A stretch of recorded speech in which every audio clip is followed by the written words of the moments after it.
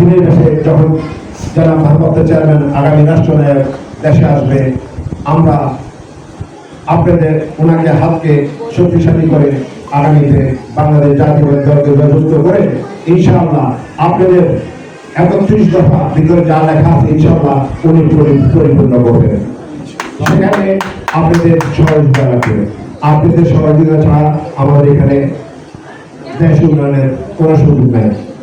আমরা সেনবাগ এবং সোনামণি আমাদের গত 17 বছর স্বৈরাচার সরকার যা করে গেছে, উন্নয়নের নামে লুটপাট হাজার হাজার কোটি টাকা বাংলাদেশকে সরিয়ে নিয়ে গেছে। এই টাকা কার? এই টাকা আপনার, আমার, এই টাকা আমাদের জনগণের।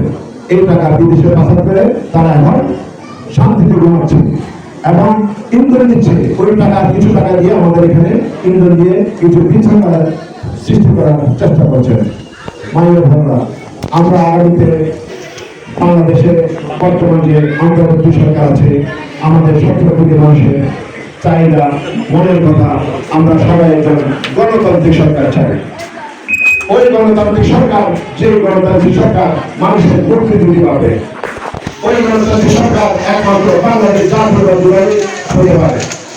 বাংলাদেশের দলে একমাত্র জাতীয়তাবাদী দলই যতদিন ক্ষমতা ছিল বাংলাদেশের শান্তি শৃঙ্খলা ছিল। যখন স্বৈরাচার সরকারের হাতে ক্ষমতায় গেছে, আপনারা দেখেছেন, আপনারা কেউ ঘরে থেকে ঘুরে যেতে পারেননি, আপনার ছেলে ঘুরে যেতে পারেননি, আপনার স্বামী ঘুরে যেতে পারেননি, আপনার বাপ ঘুরে যেতে পারেননি। আমরা এটা ভুলে গেলে হবে না।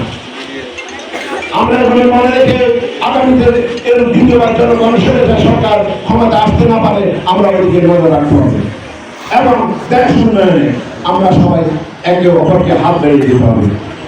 আমাদের ভারপ্রাপ্ত চেয়ারম্যান জনাব তারেক রহমান, ওনার একটা নিয়ম, ইনশাআল্লাহ উনি যখন দেশে আসবে আগামী 10 বছরে দেশকে ইনশাআল্লাহ সিঙ্গাপুরের কাছাকাছি নিয়ে যাবে। আমরা কোনো স্বৈরাচারকে আমরা ক্ষমতায় আর চাই না।